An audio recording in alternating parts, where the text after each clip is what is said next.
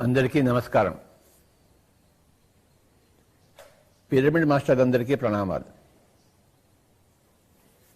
ప్రతిసారి మనం మరికొన్ని విషయాలను తెలుసుకుంటూనే ఉండాలి. ఈరోజు మరికొన్ని విషయాలు తెలుసుకుందాం.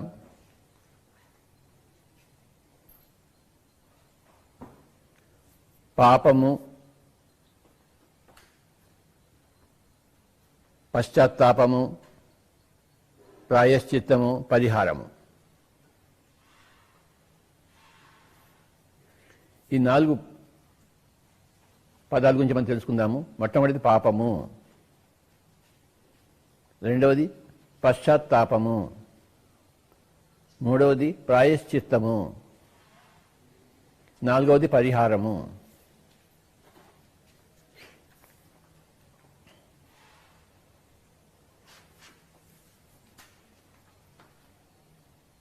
పాపం చేసిన వాళ్ళు అది ఎప్పుడు అయిపోతుందంటే దాని ఎఫెక్ట్ పరిహారంతో అయిపోతుంది. అంటే పేమెంట్. నువ్వు చేసిన పాపానికి మరి నువ్వు చెల్లించుకోవాలి. నువ్వు చేసిన అన్యాయానికి మళ్ళీ నువ్వు న్యాయం చేకూర్చుకోవాలి.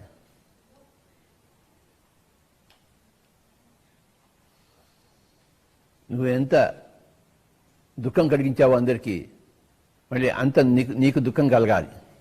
అదే పేమెంట్ అంటే, పరిహారం.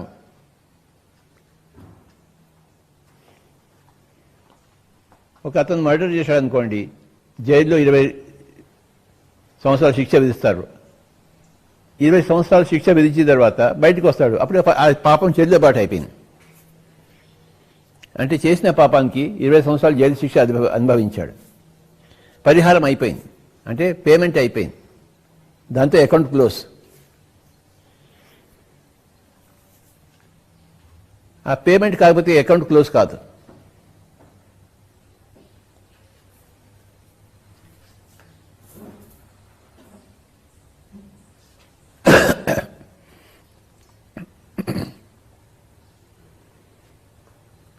పుణ్యానికి కూడాను పేమెంట్ ఉంటుంది.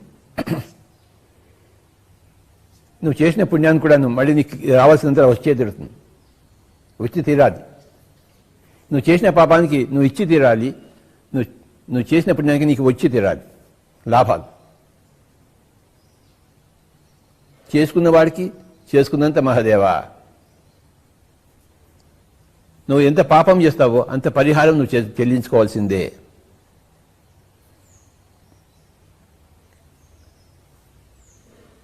చిన్న చిన్న పాపాలకి చిన్న చిన్న పరిహారాలు, పెద్ద పెద్ద పాపాలకి పెద్ద పెద్ద పరిహారాలు, పెద్ద పెద్ద పేమెంట్స్.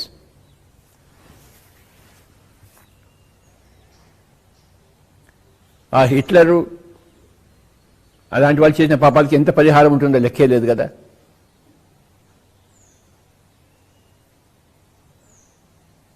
ఎంతమంది ప్రాణాలను తీశాడు. సో ఆ హిట్లర్కి ఎంత పరిహారం ఉంటుంది, ఎంత ఇవ్వవలసి ఉంటుంది, ఎన్ని జన్మల్లో.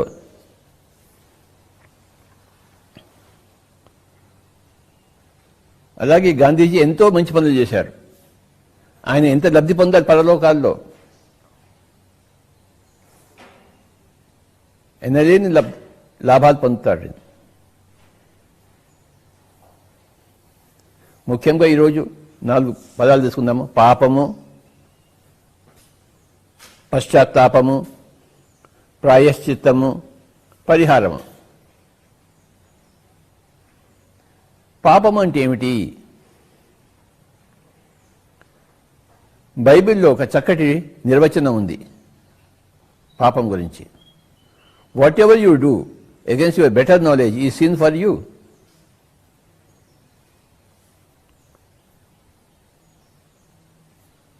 ఎవరి పాపం వాళ్ళదే, ఎవరి నిర్వచనం వాళ్ళదే. What ever you do against your better knowledge ఈ సిన్ ఫర్ యూ. నీకు తెలిసిన దాన్ని నువ్వు చేయకపోతే అది నీకు పాపము. నీకు తెలియంది నువ్వు చేస్తే అది నీకు అజ్ఞానం, పాపం కాదు. కానీ నువ్వు తెలిసి నువ్వు చేయకపోతే అది పాపం అవుతుంది. చిన్న ఉదాహరణ చెప్తాను. ఒక మనిషికి మాంసం తింటే పాపం అని తెలియదు, గుడ్డు తింటే పాపం అని తెలియదు. ఎంతో మాంసం తింటున్నాడు, అతనికి ఏమీ కాదు. ఎందుకంటే అతను పాపం చేయలేదు, అజ్ఞానంతో ఉన్నాడు, మాంసం తిన్నాడు. వాళ్ళ ఇంట్లో వాళ్ళు చెప్పారు, వాడి మాంసం తిని ఇంట్లో పుట్టాడు పెరిగాడు, వాళ్ళ తల్లి పెట్టింది మాంసము, డాక్టర్లు చెప్పారు, సైంటిస్టులు చెప్పారు ప్రోటీన్స్ ఉంటాయట అని నానా విషయాలు చెప్తే పాపం నమ్మి చేశాడు. పాపం మాంసం తింటే తప్పని ఎప్పుడు మాంసం తినలేదు. అందరు చెప్పింది బాగుంటుందని చెప్పేసి కరెక్ట్ అని చెప్పేసి తిన్నాడు ఆయన. సో ఆ మాంసం తినడం అతనికి పాపం కాదు, కానీ అజ్ఞానం ఉంది. ఆ మాంసం అనేది శరీరానికి చెడుపు చేస్తుంది, అది మటుకు చెడుపు చేస్తుంది. ఒక విషం ఉందనుకోండి, నీకు తెలిసినా తెలియపోయినా ఆ విషం తాగితే నేను చంపేస్తుంది. అది నాకు తెలియదు అని చెప్పి విషం తింటే అది చంపకుండా ఉంటుందా? అది విషయం తెలియదు కానీ నువ్వు తాగేశావు, నువ్వు చచ్చిపోతావు. నువ్వు ఎందుకు చచ్చిపోయావు? నీ అజ్ఞానం వల్ల, పాపం వల్ల కాదు. అది విషయం అని తెలిసి నేను నువ్వు ఆత్మహత్య చేసుకోవడానికి తీసుకున్నావు అనుకో, అది పాపం అవుతుంది. నిన్ను నువ్వు హత్య చేసుకోవడానికి వీల్లేదు నువ్వు, కానీ నువ్వేం చేసావు? విషయం తీసుకుని మనం రోజు పేపర్లో పెట్టి చూస్తూ ఉన్నాం, టీవీలో. ఆ తల్లి తండ్రి పిల్లల్ని అందరి కలిపి విషం పూసి తాగేసి చచ్చిపోతారు. వాళ్ళకి తెలుసు విషం తాగితే చచ్చిపోతారని చెప్పేసి. ఆ తల్లిదండ్రి ఈసారి తమ పిల్లలు కూడా ఇంత విషం ఇచ్చి తాము తాగుతారు. అది పాపము, మహాపాపము. సొంత తల్లిదండ్రులు పిల్లలకి విషం పెడతారు. ఆర్థిక ఇబ్బందుల వల్ల, లేదా ఏదో అవమానం వల్ల. ఏదో అవమానం జరిగిందనుకోండి, ఇంకెందుకు అవమానం భరిస్తామని చెప్పేసి అన్నీ బాగా ఉన్నా కూడాను వాడు సూసైడ్ చేసుకుంటాడు. లేకపోతే అవమానం జరగలేదు, తినడానికి ఏమీ లేదు, సూసైడ్ చేసుకుంటారు. రకరకాల కారణాలు ఉంటాయి ఒక్కొక్కరికి, కానీ వాళ్ళు తెలిసి చేసుకుంటారు వాడు సూసైడ్ తప్పని చెప్పేసి. అది విషయం ఉంటే చచ్చిపోతాదని తెలిసి ఆ విషయం కావాలని తీసుకుంటారు. ఆ విషయం అది తెలియకుండా తీసుకుంటే అది అజ్ఞానము, తెలిసి తీసుకుంటే అది పాపము.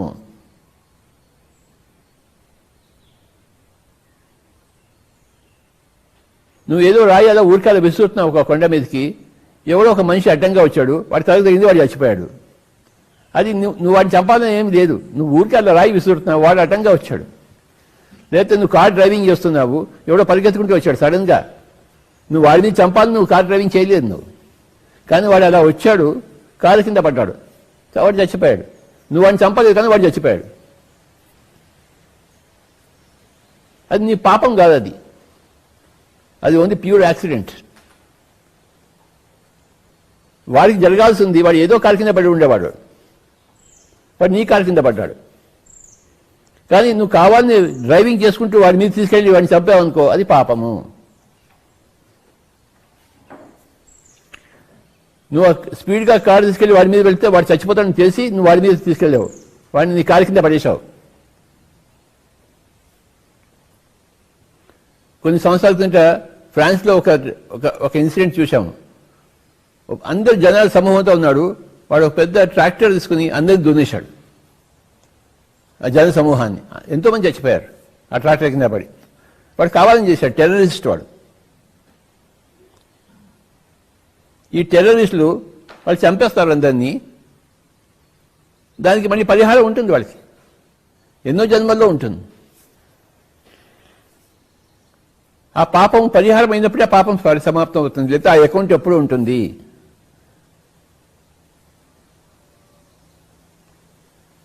అకౌంట్ క్లోజ్ కాదు.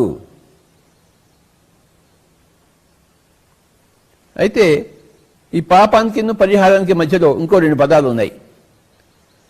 పశ్చాత్తాపము, ప్రాయశ్చిత్తము.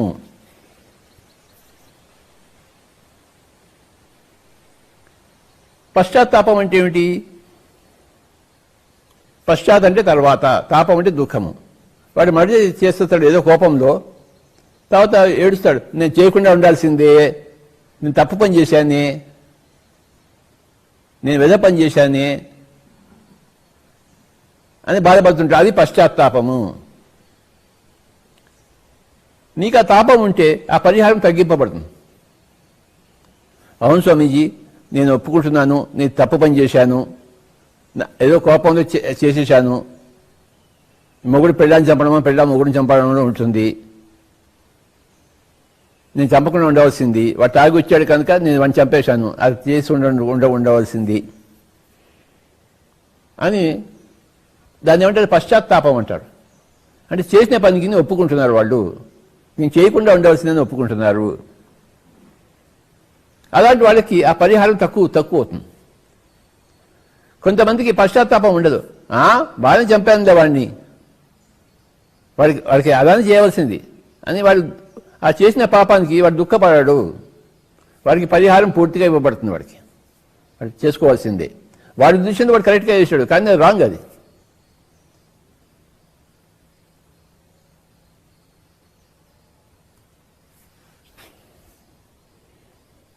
పశ్చాత్తాపం వల్ల నీ పరిహారం తగ్గింపబడుతుంది.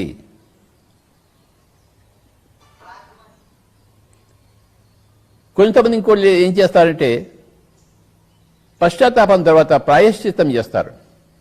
అంటే వాళ్ళకి వాళ్ళు శిక్ష ఇచ్చుకుంటారు. ఎవరో వేరే వాళ్ళు వచ్చి శిక్ష ఇవ్వడం కనుక నేను పాపం చేశాను, నేను ఇంకా 10 రోజులు భోజనం చేయను. ప్రాయశ్చిత్తం, నేను ఇంకో 4 రోజులు పోయి ఎవరికైనా సేవ చేస్తాను, ఓల్డ్ పీపుల్కి, లేదా అనాథ శరణంలో పోయి నేను సేవ చేస్తాను. దీన్ని ఏమంటారంటే ప్రాయశ్చిత్తము అంటారు. అంటే నీ చిత్తాన్ని నువ్వే శుద్ధి చేసుకోవడం, నీకు నువ్వే శిక్ష ఇచ్చుకోవడం. పరిహారం అంటే నీకు సృష్టి శిక్షిస్తుంది, ప్రాయశ్చిత్తం అంటే నీకు నువ్వే శిక్ష ఇచ్చుకుంటావు. నీకు తెలుసుకుంటావు, నేను పాపం చేశాను, నేను బాధపడుతున్నాను, ఇప్పుడు నేను సఫరింగ్ చేయాలి, నాకు సఫరింగ్ కావాలి, నేను పోయి ప్రతిరోజు ఆ సేవ చేస్తాను, ఆ అనాథల సేవ చేస్తాను, ఇంకో 6 నెలలు 6 సంవత్సరాలు, అప్పుడు కానీ నా పాపం పరిహారం కాదు అని సొంతంగా తనకు తాను ఇచ్చుకుంటాడు శిక్ష. దాన్ని ఏమంటారంటే ప్రాయశ్చిత్తము అంటారు. నీకు నువ్వే శిక్ష చేసినప్పుడు ఇంకోటి ఎవరు నీకు ఎందుకు శిక్ష ఇస్తాడు? నీకు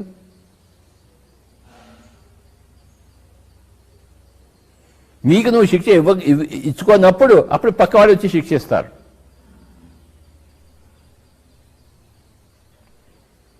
పాపము, పశ్చాత్తాపము, ప్రాయశ్చిత్తము, పరిహారం. పాపం చేసిన వాళ్ళందరూ పరిహారం ఇచ్చుకోవాల్సిందే.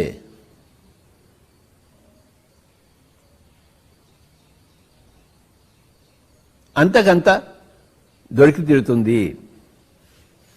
ఇది సృష్టి యొక్క లెక్కలు. నేను ఒకరిని చంపాను అనుకోండి, మళ్ళీ వాడి జన్మలో ఇంకో జన్మ ఎత్తి నన్ను చంపక్కర్లేదు. నేను ఒకరిని చెప్తే ఇంకోటి ఎవడో వచ్చి నన్ను చంపుతాడు. నేను ఒక చోట దొంగతనం చేస్తే ఇంకోటి వచ్చి నన్ను దొంగతనం చేస్తాడు. ఆ దొంగే మళ్ళీ తిరిగి నా మీద దొంగతనం చేయక్కర్లేదు. ఇది వ్యక్తిగతం కాదు, ఇది కర్మగతం. ఇది నేను ఎవరికైతే హాని చేశానో వాడే మళ్ళీ నన్ను హాని చేయక్కర్లేదు. ఇంకోటి ఎవడో వచ్చి హాని చేస్తాడు. నేను ఏకి హాని చేస్తాను, బి వచ్చి నాకు హాని చేస్తాడు. నేను సికి హాని చేస్తాను, డి వచ్చి నాకు హాని చేస్తాడు. సిఏ వచ్చి మళ్ళీ నాకు హాని చేయక్కర్లేదు. నేను ఏకి లాభం చేశాను, మరి వాడే నాకు లాభం చేయక్కర్లేదు. నేను ఏకి లాభం చేస్తే బి వచ్చి నాకు లాభం చేస్తాడు, సి వచ్చి నాకు లాభం చేస్తాడు. కానీ లాభం అంటే నువ్వు లాభం చేసినాక నీ లాభం వచ్చి తిడుతుంది, నువ్వు హాని చేసినాక హాని వచ్చి తిడుతుంది. అది ఎవరి వల్ల అని కాదు, సృష్టి వల్ల. కనుక ఈ పరిహారం అనేది వ్యక్తిగతం కాదు, కర్మగతము. నువ్వు ఏది ఇస్తావో అది మళ్ళీ తిరిగి వస్తుంది నీకు, ఇంకో విధంగా ఇంకో వ్యక్తి దగ్గర నుంచి. మనం ఏమంటాం, ఆ వ్యక్తికి నేనేం హాని చేయలేదు, వాడు ఎందుకు నన్ను చంపాడు? నువ్వేం హాని చేయదు, ఆ వ్యక్తికి చేయలేదు, కానీ ఇంకో వ్యక్తికి ఏదో చేసావు, కానీ ఈ వ్యక్తి వచ్చి నేను చంపాడు. దానికి చెల్లుబాటు అయిపోయింది,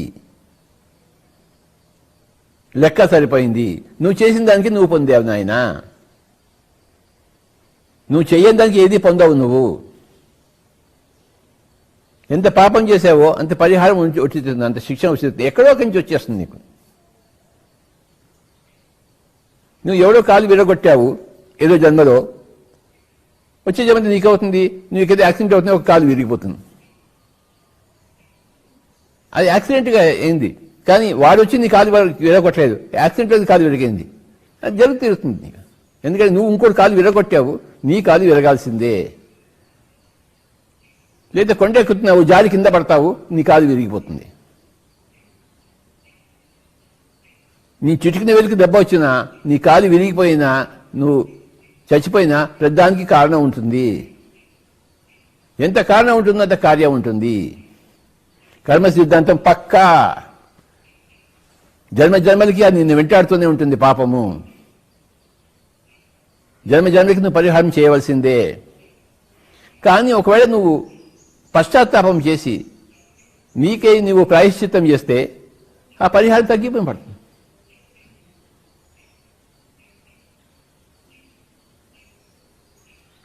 కర్మదేవతలు ఉంటారు పైలోకాల్లో, వాళ్ళు కర్మను అడ్జస్ట్ చేస్తుంటారు. నాయనా నువ్వు ఇంత పాపం చేశావు, నీ ఇంత పరిహారం తీసుకోవాలి. వాటిని కర్మదేవతలు అంటారు. అది వాళ్ళ జాబ్. అది ఇక్కడ పోలీసులు ఉన్నట్టు.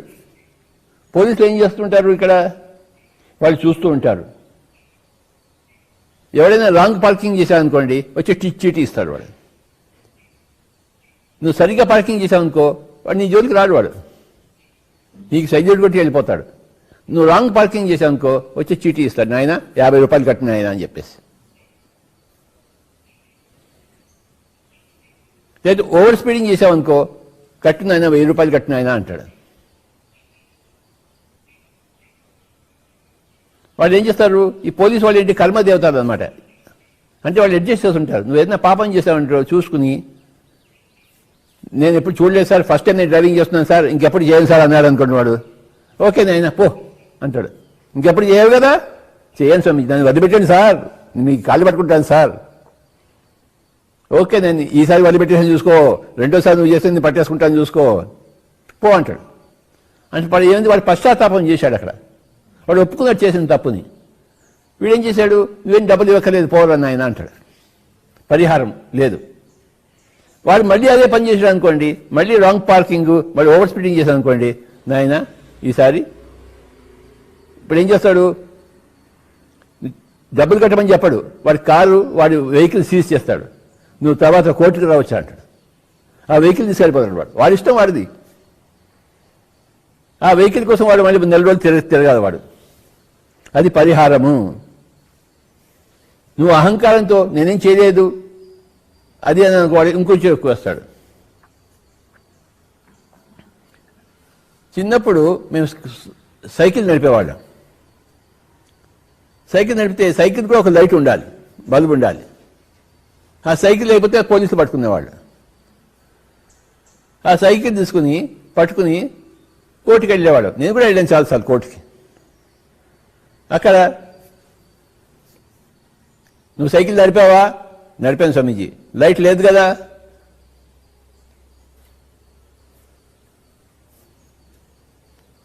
లైట్ లేదు స్వామి. అయితే 20 రూపాయలు కట్టు అంటామట. స్వామీజీ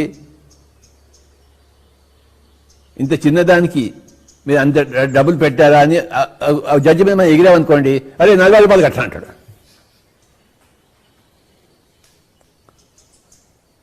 నువ్వు కొంచెం యారోగెంట్గా బిహేవ్ చేసావనుకో, వాడు ఎక్కువ చేస్తాడు. నువ్వు వినయంగా ఉన్నావు అనుకో, ఒప్పుకున్నావు అనుకో, వాడు ఒకసారి మాఫ్ కూడా చేస్తా. వాడి చేతిలో పని అది. కనుక మై డియర్ ఫ్రెండ్స్, పాపము తర్వాత పశ్చాత్తాపము. నేను ఇంకా ఎప్పుడు చేయను సార్, ఎప్పుడు సైకిల్ వెళ్ళినా నేను లైట్ పెట్టుకుని వెళ్తాను సార్. లేకపోతే చిన్నప్పుడు ఏమైనా డబుల్స్ ట్రిపుల్స్ వెళ్ళేవాళ్ళం. వాడు పోలీసు వాడు ఆపేవాడు, టకామని, నాయన ముగ్గురు వెళ్ళకూడదు నాయన అని చెప్పేసి.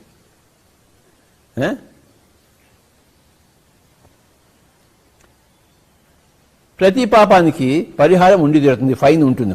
పరిహారం అంటే ఫైన్, శిక్ష, పనిష్మెంట్. పాపం చేసి పనిష్మెంట్ లేకుండా ఎక్కడా ఉండదు. పుణ్యం చేసి రివార్డ్, బహుమానం లేకుండా ఎక్కడా ఉండదు.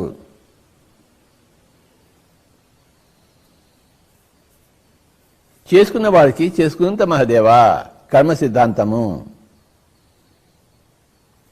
ఒకడు మర్డర్ చేశాడు, వాడు జైల్లో ఉన్నాడు. వాడికి అర్థమైపోయింది నేను తప్పు పని చేశానని చెప్పేసి. వాడు ఏం చేస్తుంటాడంటే ఆ జైల్లో అందరికీ సేవలు చేస్తుంటాడు వాడు. వాడికి డ్యూటీ ఇవ్వబడుతుంది జైల్లో, వాడు తన డ్యూటీ కాకుండా మిగతా అందరి డ్యూటీ చేస్తుంటాడు. ఈ మేనేజ్మెంట్ చూస్తుంటుంది, పోలీస్ సూపరింటెండెంట్ చూస్తుంటాడు, వీడు అందరికి సహాయం చేస్తాడని చెప్పేసి వాడికి 14 ఏళ్ళు శిక్ష ఉంటే 7 ఏళ్ళు తగ్గిస్తాడు. వాడు తొందరగా బయటకు వస్తాడు వాడు. ఎందుకంటే వాడు అక్కడ కూర్చుని సేవ చేశాడు వాడు. ఆ సేవ ఏంటి? ప్రాయశ్చిత్తము.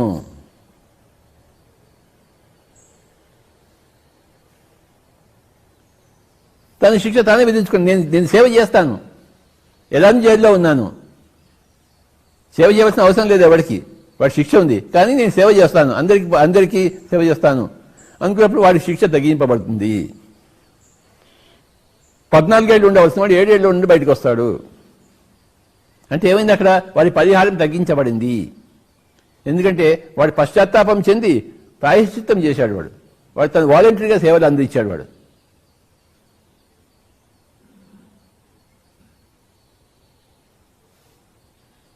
పాపము, పశ్చాత్తాపము, ప్రాయశ్చిత్తము, పరిహారము.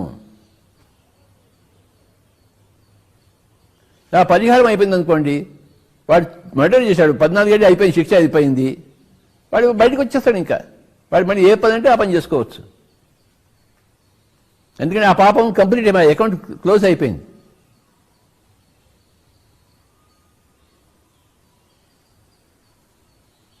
మనం ఎన్ని జన్మలో ఎన్ని పాపాలు చేశామో, తెలియకుండా ఎన్ని కోళ్ళు కట్ చేశామో, తెలియకుండా ఎన్ని మేకలు చేశామో, తెలిసి ఎన్ని చేశామో లెక్కే లేదు. ఆ లెక్క హనుమంతుడు తోకలా సాగుతూనే ఉంటుంది.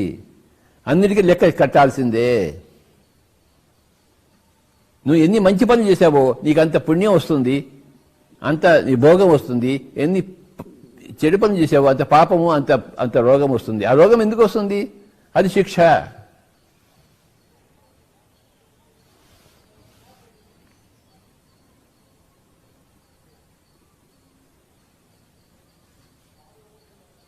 మా నాన్నగారి సిస్టర్ ఒక ఆవిడ ఉండేది. ఆవిడకి ఎప్పుడు సగం పిచ్చే ఉండేది.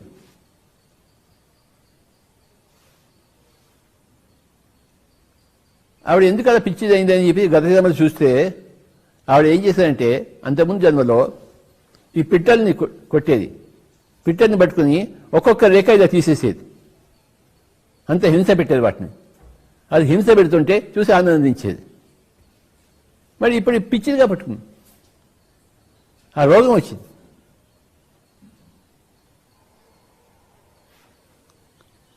పాపం యొక్క పరిహారం రోగంతో పోతుంది, పుణ్యం యొక్క పరిహారం భోగంతో పోతుంది.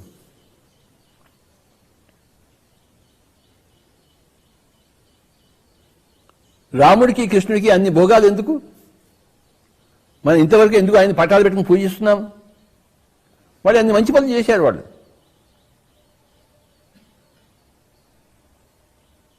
మనం కంసుడిని రావణాసుడిని మరి పెట్టుకోలేదే, పూజలు చేయడం లేదే. రాముడిని కృష్ణుడిని పెట్టుకుని పూజలు చేస్తున్నాం. వాడు అంత మంచి, వాడికి అంత భోగం కలిగింది. దేవుడు అన్నారు వాళ్ళని. ఎందుకన్నారు దేవుడు అని?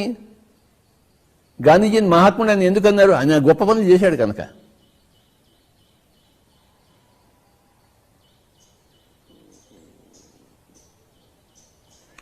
కీచకుడికి కీచక వధ జరిగింది.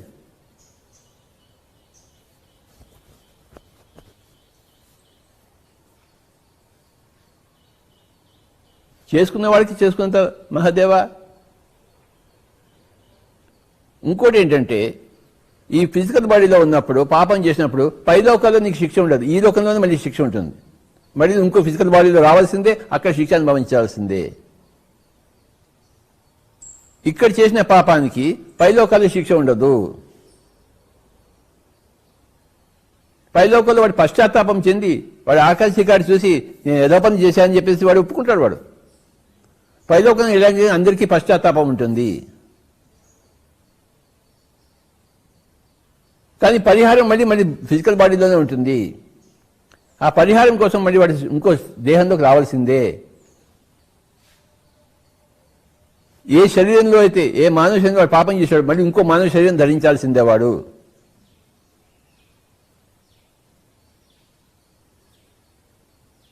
ఇక్కడ పాపం చేసి పైలోకాలు శిక్ష అంటే అది కుదరదు. పైలోకల్లో నరకాలు, నూనెలో కాల్చడాలు, మిరపకాయ బజ్జీ చేయడాలు ఏమి లేవు. మళ్ళీ ఇక్కడికే వస్తావు నువ్వు, ఇక్కడే నువ్వు ఇచ్చుకోవాల్సి వస్తుంది. పైలోకల్లో అందరికీ పశ్చాత్తాపం ఉంటుంది. చేసిన దానికంతా వాడు పశ్చాత్తాపం చెందుతారు. ఆఖరికి రెడీ చేస్తే ఓహో ఇన్ని పాపాలు చేశాను వాడు వెంటనే తెలుసుకుంటాడు వాడు. అప్పుడు వాడు ఏం చెప్తారు పైలోకాల్లో, నాయన కొన్ని రోజులు రెస్ట్ తీసుకో, నీ పరిహారానికి మళ్ళీ ఇంకోసారి జన్మ వెళ్ళాల్సి వస్తుంది, అక్కడ పేమెంట్ ఉంటుంది, అప్పటిదాకా నువ్వు రెస్ట్ తీసుకొని అయినా అంటాడు. హిట్లర్కైనా సరే, కంసుడికైనా సరే రెస్ట్ తీసుకొని అయినా అంటారు. అక్కడ శిక్ష లేదు, పైలోకాల్లో శిక్షలు లేవు, రెస్ట్ ఉంటుంది, శిక్షణ ఉంటుంది కానీ శిక్ష ఉండదు. నీ శిక్ష కోసం మళ్ళీ రావాల్సిందే, ఇక్కడికి పేమెంట్ కోసం భూలోకంలోనే రావాల్సింది, మళ్ళీ ఫిజికల్ బాడీలోనే రావాల్సిందే, దేహంలోనే రావాల్సిందే. కొంతమంది అంటారు, సార్ నేను ఎవరికి ఏమి కష్టపెట్టలేదు కానీ నాకు ఎందుకు ఇన్ని కష్టాలు ఇచ్చాడు దేవుడు, నాయన ఈ జన్మది కాదు ఎన్నో జన్మ నుంచి వచ్చిన పాపాలందరికీ నీకు లెక్క కడుతున్నావు ఇప్పుడు నువ్వు. అదే సార్ ఆ జన్మలో నేను చేస్తే ఈ జన్మ నాకు ఎందుకు ఇవ్వాలి, ఆ జన్మలోనే ఇవ్వచ్చు కాదని కొంతమంది అంటారు. ఆ జన్మలో ఇవ్వడం కుదరదు, అది ఈ జన్మలో మనకి వస్తుంది. పూర్వజన్మ కృతం పాపం వ్యాధి రూపేణ పీడ్యతే. ప్రతిదానికి సమయం పడుతుంది, కాలం పడుతుంది, పాపం పండడానికి పుణ్యం పండడానికి.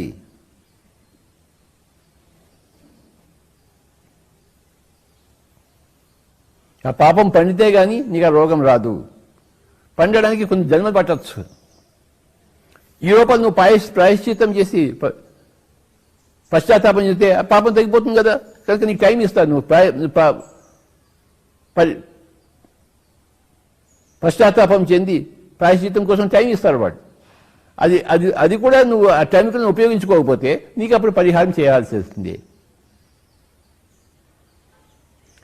ఒక పాపం చేసిన తర్వాత మళ్ళీ నీకు టైం దొరుకుతుంది, పశ్చాత్తాపానికి ఛాన్స్ ఇస్తారు, కొన్ని జన్మలు ఇస్తారు, కొన్ని సంవత్సరాలు ఇస్తారు, వాళ్ళ ఇష్టం వాళ్ళది. నువ్వు అందులో పశ్చాత్తాపం చేసావనుకోనికి నీకు పరిహారం తగ్గిపోతుంది. పశ్చాత్తాపం చేసి నీ సొంత ప్రాయశ్చిత్తం చేసావనుకో, నువ్వే సేవ చేసావనుకో, అప్పుడు నీకు పరిహారమే ఉండదు, ఉండకపోవచ్చు.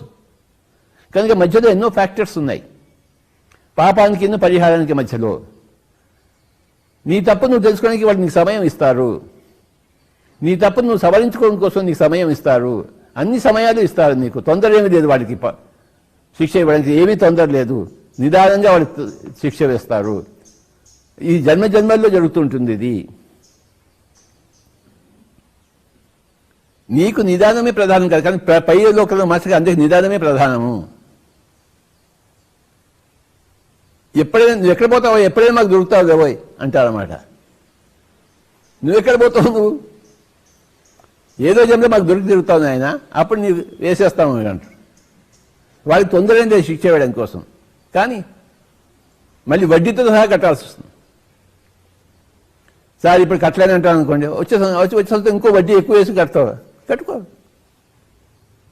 ఇప్పుడు కడితే ఇంత వడ్డీ, అప్పుడు కడితే అప్పుడు అంత వడ్డీ, నీ ఇష్టం నాయన. ఇప్పుడే కడతావో అప్పుడు తర్వాత సంవత్సరం కడతావో, సంవత్సరం తర్వాత కట్టావనుకో నీకు వడ్డీ ఎక్కువ అవుతుంది, అంతే ఎక్కువ ఇచ్చుకోవాల్సి వస్తుంది, పరిహారం ఎక్కువ అవుతుంది. నువ్వు జాప్యం చేస్తున్న కొద్దీ నీ పరిహారం ఎక్కువ అవుతుంది. నువ్వు ఇప్పుడే చేసుకుంటే నీ పరిహారం తక్కువ అవుతుంది, కొంత వడ్డీతో నువ్వు ఇచ్చేయచ్చు, నీ ఇష్టం నాయన. యథా ఇచ్చేసి తథాకురు అంటాడు. నీకు ఇప్పుడు కావాలి శిక్ష, ఇంకో 10 జన్మల తర్వాత, సార్ ఇప్పుడు వద్దు సార్ 10 జన్మల తర్వాత ఇవ్వండి సార్ అంటే ఓకే అంటారు. లేదు సార్ అంతా ఇప్పుడే ఇవ్వండి అని చెప్తే, ఒకసారి ఏమైందంటే మా మేనత్తో ఒక ఆవిడ ఉండేది అహ్మదాబాద్లో. అంటే మా మదర్ వాళ్ళ అన్నగారి వైఫ్ అహ్మదాబాద్లో. వాళ్ళు పెద్ద ఫోటోగ్రాఫర్స్, కోటీస్ అని చెప్పేసి ఫోటోగ్రాఫర్స్.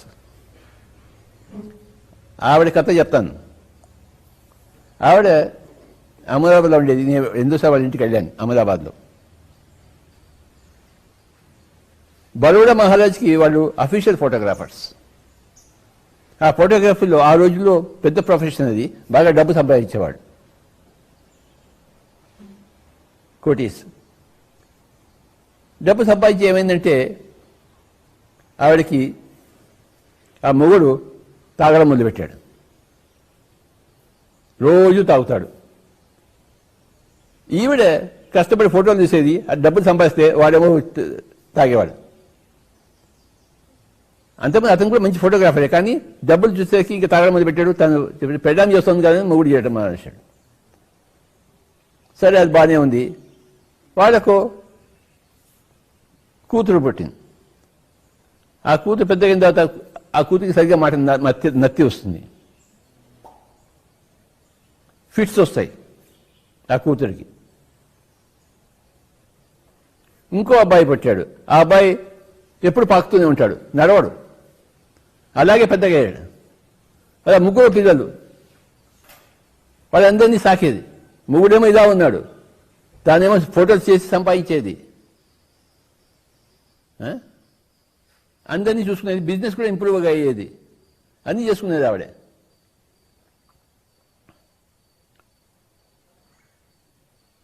తర్వాత కూతురికి పెళ్లి చేసింది, ఆ మూడు వదిలిపెట్టేశాడు. మళ్ళీ తిరిగి ఇంటికి వచ్చింది కూతురు. పెద్దవాడు మళ్ళీ చచ్చిపోయాడు. మూడో వాడు కూడాను చచ్చిపోయే స్థితిలో ఉన్నాడు. నేను ఒకసారి వెళ్ళాను అహ్మదాబాద్కి. ఒకసారి ఆవిడ అడిగింది నన్ను, ఏమిరా బొచ్చి అనేది నన్ను. అప్పుడు నేను ధ్యానంలో వచ్చాను. నేను నాకెందుకు ఇన్ని కష్టాలు అని నవ్వుతూ అడిగింది, కంప్లైంట్ చేస్తూ కాదు. ఆవిడ ఎంతోమంది సాధువులకి సేవ కూడా చేసేది, ఇంటికి పిలుచుకొచ్చి. ఇవన్నీ ఇంట్లో ఇలా ఉన్నా, ఫ్యామిలీ అంతా అలా ఉన్నా, సాధువులని ఊళ్ళో ఉన్న సాధువులను పిలుచుకొచ్చి ఆవిడ సేవ చేసేది, భజనలు పాటిస్తుండేది. ఎప్పుడు నవ్వుతూ ఉండేది ఆవిడ, ఎప్పుడు ఏడవలేదు. కానీ ఒక్క క్వశ్చన్ నన్ను అడిగింది, అరే బుచ్చి, ఎందుకురా నాకు ఇన్ని కష్టాలు వచ్చాయి అని ఒక చిరునవ్వుతో అడిగింది. అది కూడా అప్పుడు నేను చెప్పాను, అత్త అనేవాడిని, అత్త నువ్వు ఎన్నో జన్మల కర్మలు ఒక జన్మలో ఇచ్చేవాడికి నువ్వు రెడీ అయిపోయావు, నువ్వు పేమెంట్కి, కనుక నేను వచ్చాయి. నువ్వు అది దఫాల వరకు అడుగుంటే నీకు ఎన్నో జన్మ బట్టి ఉండేది, ఒక్కొక్క జన్మలో కొంత ఇచ్చి ఉండేది. అది కానీ నువ్వేం అడిగావంటే అన్ని కర్మంతా ఈసారి నేను ఇచ్చేస్తాను కనుక నాకు అన్నీ రాని అని నువ్వు చెప్పుకున్నావు, కనుక నీకు అన్నీ వచ్చాయని చెప్పాను. ఆవిడ చిరునవ్వుతో అవునా అలాగా అంది. అవునా అలాగా అంది ఆవిడ. అంటే నువ్వు ఈ జన్మలో పరిహారం అవుతుందో ఇంకో 10 జన్మలు కోరుకుంటావు, నీ ఇష్టం. నువ్వు ఎలా అనుకుంటే అలానే. కానీ నువ్వు డబ్బులు మటుకు కట్టాల్సిందే. ఇప్పుడు కడతావా, ఇంకో జన్మ తర్వాత కడతావా? నువ్వు చేసిన పాపానికి పరిహారం ఇవ్వాల్సిందే. నువ్వు ఇప్పుడు చేస్తావా, తర్వాత ఇస్తావా? నీ ఇష్టం నాయన, నాకేం దొంగదే. నువ్వు ఎప్పుడప్పుడు ఇస్తావు, నాకు ఇవ్వకుండా పైదొక్కడానికి వెళ్ళలేవు కదా. నువ్వు ఎలా పోతావు పైదొక్కడానికి? కనుక మై డియర్ ఫ్రెండ్స్, 4 పదాలు ఉన్నాయి. పాపము నెంబర్ 1, నెంబర్ 2 పశ్చాత్తాపము, 3వది ప్రాయశ్చిత్తము, 4వది పరిహారము. ఇవన్నీ టెక్నికల్ వర్డ్స్. వీటన్నిటిని బాగా మనం కూలంకషంగా అర్థం చేసుకోవాలి. పాపం అంటే ఏమిటి? What ever you do against your better knowledge ఈ సిన్ ఫర్ యూ. నీకు తెలిసి అది చేయకూడదని తెలిసి నీకు చేస్తే అది నీకు పాపము. ఒక ఆయన ఏంటంటే మాంసం తింటున్నాడు రోజు, చిన్నప్పటి నుంచి ఏమీ కాలేదు. కొన్ని రోజులకి ధ్యానంలోకి వచ్చాడు, మాంసం తినకూడదని తెలుసుకున్నాడు, మాంసం మానేశాడు. కానీ కొన్ని నెలల తర్వాత ఏమైంది, అందరూ తింటుంటే, ఇది జరిగిన కథ చెప్తున్నాను, అక్కడ గుడ్డు ఉంది, ఆ గుడ్డు తింటే ఏమీ కాదు అని చెప్పేసి గుడ్డు తిన్నాడు వాడు. వాడు తెలుసు తినకూడదని చెప్పేసి ఆ గుడ్డు తినడం వల్ల 3 రోజులు వాడి జ్వరం వచ్చింది వాడికి. వాడు తెలిసి చేశాడు. వాడు గుడ్డు తినకూడదని తెలిసి మాంసం తినడం మానేసి చేశామట. అదేవిధంగా మనం ధ్యానం చెప్పాలని తెలిసి మనం చెప్పకుండా మనకి పాపం అయిపోతుంది. అది గుర్తు ఉంచుకోండి. నీకు ధ్యానం గురించి తెలుసు, నువ్వు చెప్పాలని తెలుసు, నువ్వు చెప్పకపోతే నీకు అది పాపం అవుతుంది. పాపానికి పరిహారం ఏమిటి? ఇంకో జన్మ ఎత్తి మళ్ళీ ఇంకో చెప్తావు. ఇప్పుడే చెప్పు. ఇప్పుడు నువ్వు చెప్పలేదనుకో, ధ్యాన ప్రచారం చేయలేదనుకో, ఇంకో జన్మ ఎత్తి నువ్వు ప్రచారం చేయాల్సిందే. అదే నీకు పరిహారం. నీకు ధ్యానం తెలుసు, తెలుసు కూడా నువ్వు ఎవరికి చెప్పలేదు. చెప్పాలని తెలుసు నీకు, కానీ చెప్పలేదు. అప్పుడేమవుతుంది? ఇంకో జన్మ ఎత్తాల్సిందే, నువ్వు చెప్పాల్సిందే. అది చెప్పకుండా ఉండడానికి పరిహారం ఏంటంటే ఇంకో జన్మ ఎత్తాలి నువ్వు. నీకు ఏదైనా తెలిసి అది చేయకపోతే అది పాపం అవుతుంది. నేను ఈ కాన్సెప్ట్ ఇప్పుడు చెప్పకపోతే నాకు పాపం అవుతుంది. నేను ఈ పాపము, పశ్చాత్తాపము, ప్రాయశ్చిత్తము, పరిహారం అనే కాన్సెప్ట్ చెప్తున్నాను కదా, నాకు తెలుసు ఈ కాన్సెప్ట్. నేను చెప్పలేదు అనుకోండి పిఎంసీలో, నేను ఇంకో జమ ఎత్తాల్సిందే, మళ్ళీ పిఎంసీ రావాల్సిందే, ఇంకో వస్తుంది, డిఎంసీ వస్తుంది, కేఎంసీ వస్తుంది, మరి వాళ్ళకి నేను చెప్పాల్సిందే. అది పరిహారము. నీకు తెలిసింది నువ్వు దాచుకోకూడదు. నీ డబ్బు దాచుకుంటావేంటి, నీ జ్ఞానాన్ని దాచుకుంటావేమిటి? నువ్వు దాచుకుంటే పరిహారం చేయబడింది, ఇంకో జన్మ నీకు ఎత్తాల్సిందే. అందుకే పిరమిడ్ మాస్టర్లు అందరూ ఎక్కడి నుంచి వచ్చి ఎందుకు ప్రచారం చేస్తున్నారంటే, వద్దు బాబు మరి ఈ జన్మదాన్ని చేసేస్తాము, మళ్ళీ వచ్చే జన్మ ఎందుకు కావాలి మేము అనుకుని చేసేస్తున్నారు వాళ్ళు. సిన్ అంటే ఏంటంటే what ever you do against your better knowledge. నీకు ధ్యానం చెప్పాలని తెలుసు, కానీ ఎందుకు చెప్పడం లేదు? చెప్తే వాళ్ళు ఏమైనా అనుకుంటారేమో, ఓహో అలా అనుకుంటున్నావా, సరే వచ్చేదేమైనా చెప్తూ కానీ అప్పుడు కూడా వాళ్ళు ఏదో అనుకుంటారు. వాళ్ళు ఏ జన్మలో అనుకోరు వాళ్ళు. వాళ్ళు ఏదైనా అనుకుంటారు, వీడు చెప్పకుండా మన ఇష్టానంట. ఓకే, ఇప్పుడు మనిషి కదా, వచ్చే జన్మలో చెప్తూ కానీ తొందర ఏం లేదు నాయన. खुदा की दुनिया में ना देर है ना अंधेर है. వచ్చే జన్మ చెప్పు, ఇంకో జన్మ ఎత్తుతావా? ఈ జన్మలో ధ్యానం చేశావు, చెప్పలేదు, చెప్పాలని తెలుసు కానీ చెప్పలేదు, ఇంకో జన్మ ఎత్తు నాయన చందు, ఇంకో జన్మ ఎత్తు నువ్వు. వచ్చే జన్మలో అందరికి చెప్తూ కానీ లేదు స్వామి ఇంకెందుకు జన్మ, ఇప్పుడు ఏమని చెప్పేస్తాను స్వామి అంటాడు చందు. పీడా పోతుంది. అవునా, సరే నీ ఇష్టం, నేను చెప్పుకో, మరి అందరికీ చెప్పుకో. ఈ జన్మలోనే కష్టపడతాను స్వామి, ఏమేం చేయాలో, ఇంకా వచ్చే జన్మ వద్దు. నాకు ధ్యానం చేశాను, చేయాలని తెలుసు, అందరూ చేయాలని తెలుసు, నేను చెప్తాను. చెప్పకుండా ఉంటే మరి ఇంకో జన్మ ఎత్తాలి నేను. నువ్వు ధ్యానం చేస్తే అరిహంతు అవుతావు, పక్క వాళ్ళకి చెప్తే బోధిసత్వుడు అవుతావు, ప్రపంచానికి చెప్తే బుద్ధుడు అవుతావు. బుద్ధుడు అయినంత వరకు నువ్వు జన్మ తీసుకోవాల్సిందే, ప్రపంచానికి చెప్పాల్సిందే. పోస్ట్పోన్ చేయొచ్చు నువ్వు, ఈ జన్మలో వచ్చాము, వచ్చే జన్మ చూసుకున్నావు అంటే ఓకే అంటారు. వాడికేం తొందర, నీకే తొందర, వాడికేం తొందర?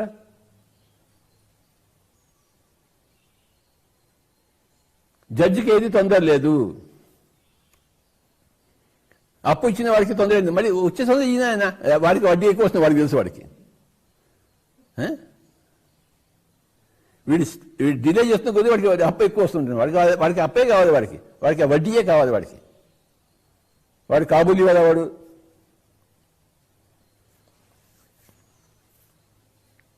నువ్వు చేసిన పాపానికి ఎప్పుడు పరిహారం ఇస్తావో, ఎలా ఇస్తావో, ఎంత ఇస్తావో అది నీ మీదే ఆధారపడి ఉంటుంది. నీ ప్రాయశ్చిత్తం మీద, నీ పశ్చాత్తాపం మీద. పశ్చాత్తాపము, పశ్చాత్ అంటే తర్వాత, తాపం అంటే దుఃఖము. ఒక పని చేసేస్తావు, అయ్యో చేయకుండా ఉండాల్సిందే అంటావు అనమాట. కరెక్ట్. నువ్వు తెలుసుకున్నావు నీ యొక్క పాపాన్ని, నువ్వు చేసిన అన్యాయాన్ని, అక్రమాన్ని. తర్వాత ప్రాయశ్చిత్తం.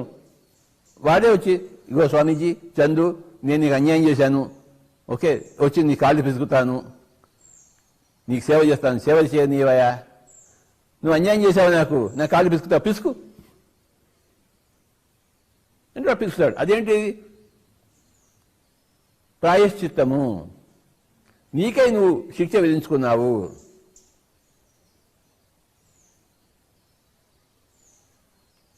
గాంధీజీ గారు ఏం చేశారు? ఎక్కడైనా తప్పు జరిగింది అనుకోండి, హిందువులు ముస్లింలు కొట్టుకున్నాడు, ఈయన ఫాస్టింగ్లో ఉండేవాడు గాంధీజీ. మీరు ఆ కొట్లాడుకోవడం ఆపేసేందుకు నేను భోజనం చేయను అనేవాడు గాంధీజీ. అంత గొప్ప మహాత్ముడు ఆయన. హిందువులు ముస్లింలు కొట్టుకునేవాళ్ళు, గాంధీజీ పోయి వాళ్ళని ఏమనేవాడు కాదు, భోజనం చేయడం మానేసేవాడు. ఆ హిందువులు ముస్లింలు మళ్ళీ కొట్టుకోవడం మానేసి, స్వామీజీ మీరు భోజనం చేయండి, నేను కొట్టుకోవడం మానేస్తాం అనేవాడు. అంతటి మహాత్ముడు ఆయన. పక్క వాళ్ళ పాపానికి తాను పరిహారం చేసేవాడు. అది ఎంత గొప్ప విషయం చూడండి.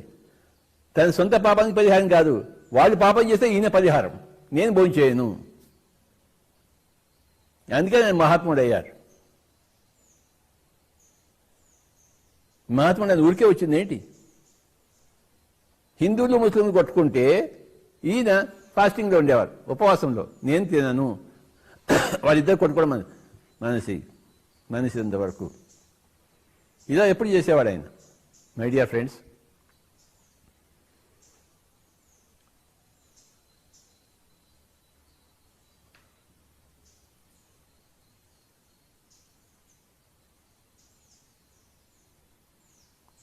అజ్ఞానంతో చేసిన దాన్ని పాపం అనరు, తెలిసి చేసిన దాన్ని, జ్ఞానంతో చేసిన దాన్ని పాపం అంటారు.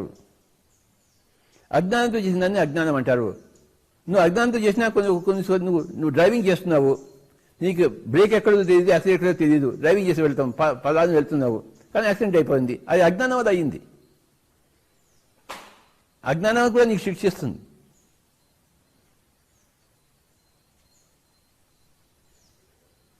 పాపం ఇంకా శిక్షిస్తుంది.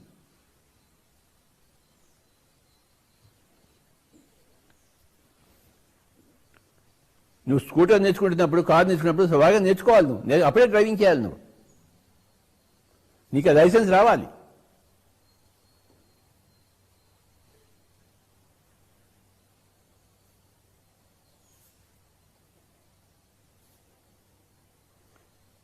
చాలామంది పాపం చేస్తూనే ఉంటారు, కానీ వాడికి పశ్చాత్తాపం లేదు, వాడికి దుఃఖం లేదు. వాడు పాపం చేస్తూనే ఉంటారు. ఒక పాపం తర్వాత ఇంకో పాపం, ఇంకో పాపం, ఇంకో పాపం చేస్తూనే ఉంటారు. అన్నిటికీ లెక్క కట్టాల్సిందే.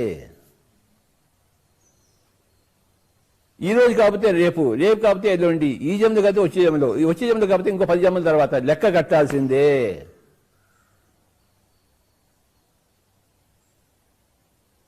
100 జన్మలైనా లెక్క కట్టాల్సిందే, 1000 జన్మలైనా లెక్క కట్టాల్సిందే.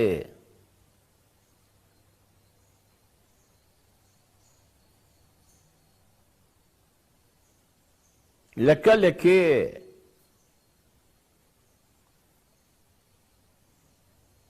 ఆ పరిహారం తగ్గించాలంటే నువ్వు పశ్చాత్తాపం చెందాలి, నువ్వు దుఃఖపడాలి, నువ్వు తెలుసుకోవాలి, నీ అంతా నువ్వు తెలుసుకోవాలి. నువ్వు పశ్చాత్తాపం చేసేది, ప్రాయశ్చిత్తం చేసుకో. నీ అంతా నువ్వు ప్రాయోపవేశం చేసావనుకో, నీ అంతా నీకు సఫరింగ్ ఇచ్చుకున్నావనుకో, అప్పుడు చాలా మటుకు పరిహారం వాడు ఇచ్చేందుకు లేదు, నువ్వే శిక్షించుకున్నావు. ఇంకోటి శిక్షిస్తాడు. ఈ విషయాలు చాలా బాగా తెలుసుకోవాలి బాబా అందరూ. కర్మ సిద్ధాంతంలో ఈ 4 ఉన్నాయి: పాపము, పశ్చాత్తాపము, ప్రాయశ్చిత్తము, పరిహారం. నువ్వు ఎన్ని జన్మల్లో ఎన్ని పాపాలు చేసావో వాటన్నిటికీ పరిహారం అయితే కానీ నీకు ముక్తి రాదు. నీది ఆఖరి జన్మ కారాదు. ఎలా అవుతుంది ఆఖరి జన్మ? ఆఖరి పేమెంట్ ఎలా అవుతుంది? అన్ని పేమెంట్స్ అయితే కదా ఆఖరి పేమెంట్. ఇంకా పేమెంట్స్ ఎన్నో ఇవ్వాల్సి ఉంటుంది, ఆఖరి పేమెంట్ ఎలా అవుతుంది?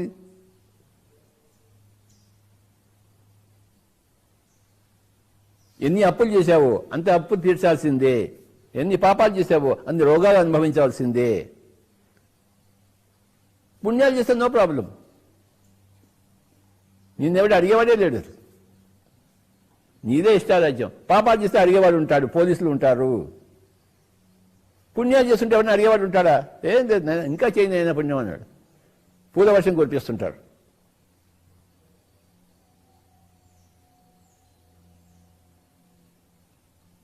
ఎలాగైతే ఈ లోకంలో పోలీసులు ఉన్నారో పై లోకాల్లో కర్మదేవతలు ఉంటారు, వాళ్ళ కర్మని అడ్జస్ట్ చేస్తుంటారు.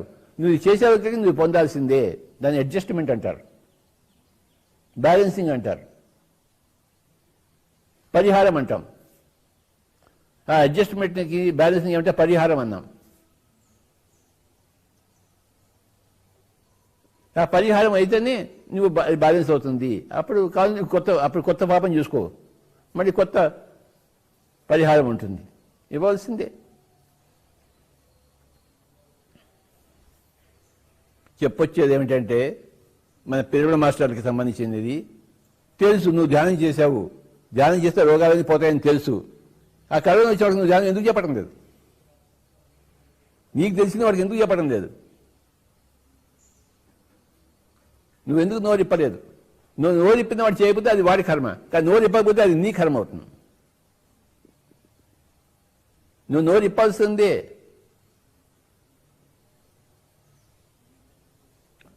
మనం ఎందుకు నో డాక్టర్ నో మెడిసిన్ అని చెప్తాము? మనం చెప్పవలసిందే. చెప్పకపోతే మన కర్మ అడుగుతుంది.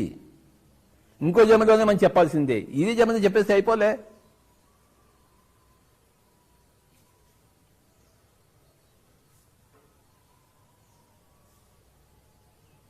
పూజ కోటి సమో స్తోత్రం, స్తోత్ర కోటి సమో జప, జప కోటి సమో లయ, సమో ధ్యాన, ధ్యాన కోటి సమోలయ అన్నప్పుడు, కోటి పూజలు చేస్తే ఒక స్తోత్రం అన్నప్పుడు అది నువ్వు చెప్పాలి వద్దా? వద్దు నాయన పూజలు స్తోత్రం చేసుకోని చెప్పేసి, కోటి స్తోత్రాలు ఒక జపంతో స్టార్ట్ అయితే నువ్వేం చెప్పాలి? స్తోత్రాలు వద్దని జపం చేసుకోని చెప్పాలి. కోటి జపాలు ఒక ధ్యానంతో సంబంధించి మనం ఏం చెప్పాలి? జపం వద్దని ధ్యానం చేసుకోని చెప్పాలా వద్దా? మనం చెప్పాలి. తెలియకపోతే చెప్పక్కర్లేదు, తెలిసే చెప్పి తీరాల్సిందే. కనుక మనకి పూజలు వద్దునైనా, స్తోత్రాలు వద్దునైనా, జపాలు వద్దునైనా మనం ధ్యానం చేసుకోవాలి చెప్తాం. మనకు తెలుసు, మనకి కనుక మనం చెప్తుంటాం. మనం మాంసం తినకూడదునైనా మనకు తెలుసు, మనకి కనుక చెప్తున్నాము. నో డాక్టర్ నో మెడిసిన్ తెలుసు కదా మనకి, అందుకే చెప్తున్నాము. ఏ వ్యాక్సిన్ లేదు కరోనాకి. నువ్వు కర్మ సిద్ధాంతాన్ని తెలుసుకోవడమే వ్యాక్సిన్.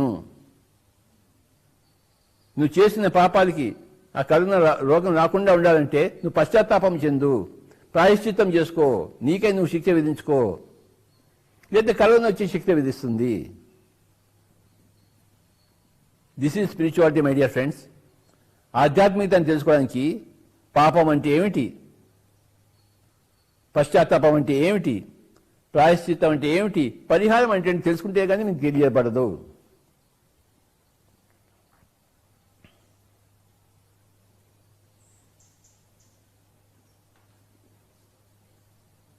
నలభై ఏళ్ళ కింద నాకు ఇవన్నీ ఏమీ తెలియదు. ఈ 40 ఏళ్ళ అధ్యాయంలో ఇవన్నీ తెలుసుకున్నాను నేను. పుస్తకాలు చదివి స్వాధ్యాయం చేసి ధ్యానులతో తిరిగి ఎంతో కష్టపడి తెలుసుకున్నాను. అందరూ అడుగుతాను నన్ను, ఎందుకు నాయన అన్ని ఊర్లు తిరుగుతావు, అంత ఎందుకు కష్టపడుతుంది? కష్టపడాల్సిందే, లేకపోతే మళ్ళీ ఇంకో జన్మలో కష్టపడాల్సి వస్తుంది. ఈ జన్మలో కష్టపడితే ఇంకో వచ్చే జన్మ కష్టపడాల్సిందే. అది ఇప్పుడే చేస్తాను, ఎందుకు నాకు తెలిసి పని ఇప్పుడు నేను చేస్తాను అని తిరుగుతున్నాను. ఇప్పుడు ప్రతి 2 రోజుల కోసం ఇది ఎందుకు చెప్తున్నాము? నేను చెప్పాల్సిందే. నేను చెప్పకపోతే పక్క వారికి ఎలా తెలుస్తుంది? నేను ఈరోజు ఈ 4 గురించి చెప్పలేదనుకోండి, మీకు తెలుస్తుందా? పాపం అంటే ఏంటో తెలుస్తుందా? పశ్చాత్తాపం అంటే ఏంటో తెలుస్తుందా? ప్రాయశ్చిత్తం అంటే ఏంటో తెలుస్తుందా? పరిహారం తెలుస్తుందా? తెలియదు. మీకు తెలియదని తెలిసి నేను చెప్పకుండా, నాకు తెలుసని తెలిసి నేను చెప్పకుండా ఉంటే అది పాపమే కదా. మీకు తెలియదని తెలుసు, నాకు తెలుసని నాకు తెలుసు. మీకు తెలిస్తే మీకు ఇంకా బాగుంటుందని తెలుసు, మీకు తెలియకపోతే మీరు ఇంకా మీకు నష్టపడతారని తెలుసు. ఇవన్నీ తెలిసి నేను చెప్పకుండా ఉంటే నాకు పాపమే కదా. నేను ఈ విధంగా పాపం చేస్తే మళ్ళీ నాకు పరిహారం ఉంటుంది. నాకు ఇంకో జన్మలో వచ్చి ఇదే పని చేయాలి. నేను ఊరు తిరగాల్సిందే. నా కేసు ఎలాంటిది? అందరు పిడమ మాస్టర్స్ కేసు అంతే, అందరూ చెప్పాల్సిందే.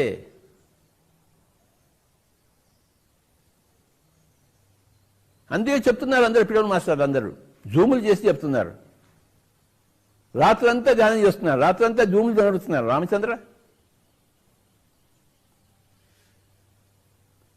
ఆ ప్రేమనాథ్ దయ్యం పట్టినట్టు రాత్రంతా ధ్యానం చేస్తుంటాడు.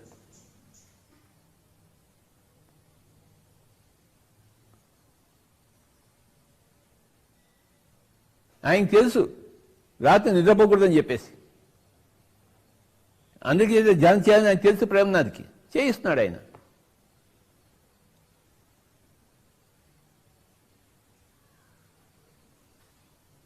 ఈ జన్మలో వచ్చేసేది వచ్చే జన్మలో చేయాలని అనుకునేవాళ్ళు కొంతమంది, వచ్చే జన్మలో చేయాల్సింది ఈ జన్మలో చేయాలని అనుకునేవాళ్ళు కొంతమంది. చేసుకున్న వాడికి చేసుకున్నంత మహాదేవా.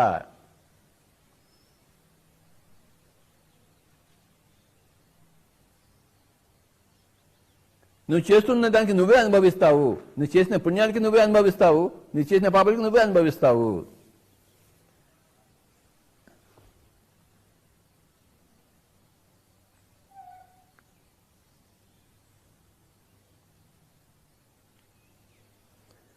నువ్వు ధ్యానం చేయాలని తెలిసి స్వామీజీ నాకు టైం దొరకలేదు అన్నావు అనుకో, రామచంద్ర నీ ధ్యానం చేయాలని తెలుసు కానీ టైం లేదంట.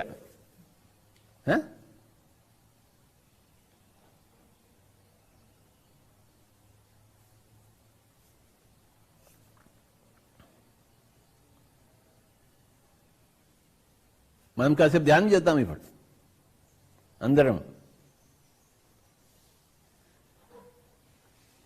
అక్కడ కూర్చున్న వాళ్ళందరూ ఇటు వచ్చి నా చుట్టూ కూర్చోవాలి, కెమెరాలోకి రండి,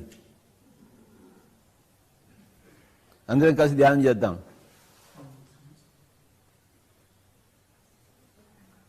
ఎవరు కళ్ళు తెరవద్దు.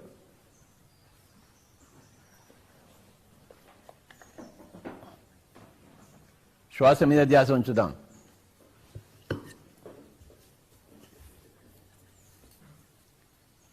మనం ధ్యానం చేయాలని తెలుసు, చేద్దాం. చేయకపోతే పాపం వస్తుంది, తెలిసి చేయకపోతే.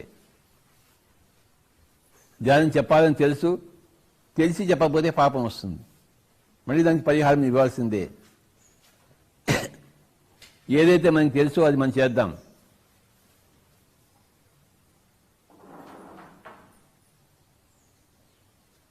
ఎవరు కళ్ళు తెరవద్దు. శ్వాస మీద ధ్యాస, శ్వాసానుసంధానం.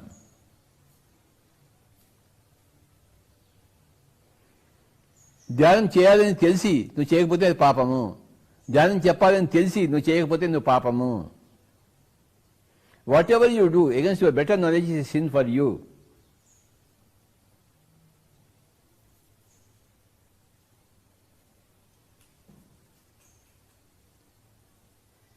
పది నిమిషాలు ధ్యానం చేద్దాము, కళ్ళు తెరవద్దు.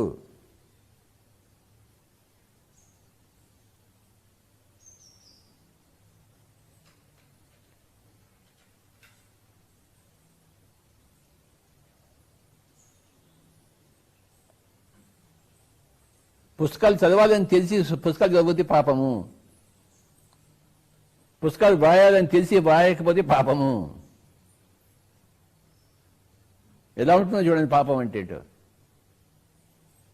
ఒక్కొక్కరికి ఒక్కొక్క విధమైన పాపం ఉంటుంది. నీకేది తెలుసో దాన్ని బట్టి ఉంటుంది నీ పాపం, ఏది నీకు తెలియదో దాన్ని బట్టి ఉంటుంది నీ అజ్ఞానం. What ever you do against your better knowledge is sin for you. ఇది greatest statement from Bible.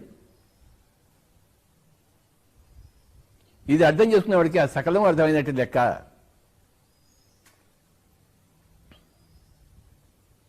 What ever you do against your better knowledge is sin for you.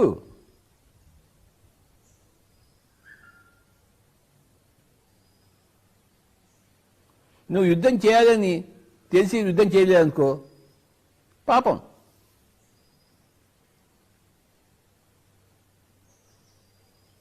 భగవద్గీతలో అర్జునుడికి యుద్ధం చేయాలని తెలిసి చేయకుండా ఉండడానికి ప్రయత్నించాడు, భిక్షాటం చేసుకున్నాను. వద్దు నాయన, యుద్ధం చేయను ఆయన, చస్తే చచ్చావు, చంపితే చంపావు, యుద్ధం చేయను ఆయన అన్నాడు. ఒకవేళ అర్జునుడు యుద్ధం చేయకుండా ఉంటే పాపిగా ఉండేవాడు. యుద్ధం చేయగలిగి యుద్ధం చేయాలని తెలిసి యుద్ధం చేయకపోతే పాపిగా ఉండేవాడు.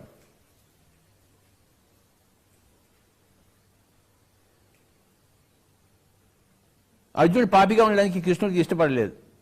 నువ్వు పాపిగా ఎందుకు ఉంటావోయ్, నీ కర్తవ్యం చెయ్యి. యుద్ధాయ కృత నిశ్చయ, యుద్ధం చేయి, చావో రేవో చూసుకో. యుద్ధం మటుకి చేయాల్సిందే, లేదా నీ పాపం మూట కట్టుకుంటావు. ఎందుకంటే నీ యుద్ధం చేయాలని తెలుసు కానీ పాపం మూట కట్టుకుంటున్నావు, గాంధీవం కింద పడేశావు అని భగవద్గీత ద్వారా అర్జునుడు పాపం చేయకుండా రక్షింపబడ్డాడు కృష్ణుడి చేత. పిరమిడ్ మాస్టర్లందరికీ ధ్యానం చెప్పాలని తెలుసు చెప్తున్నారు, ఊళ్ళో తిరిగి చెప్తున్నారు, వాడవాడలు తిరిగి చెప్తున్నారు. వాళ్ళకి అదే పని, ఇంకో పని ఎలా ఉంటుంది?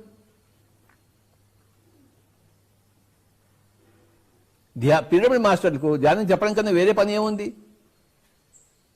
వేరే పని ఏమీ లేదు. ఒకటే పని చెప్తూనే ఉండడం, వినేవాడు ఉన్నంత వరకు. వినేవాడు ఉన్నంత వరకు నీకు చెప్పే పనే ఉంది. వినేవాడు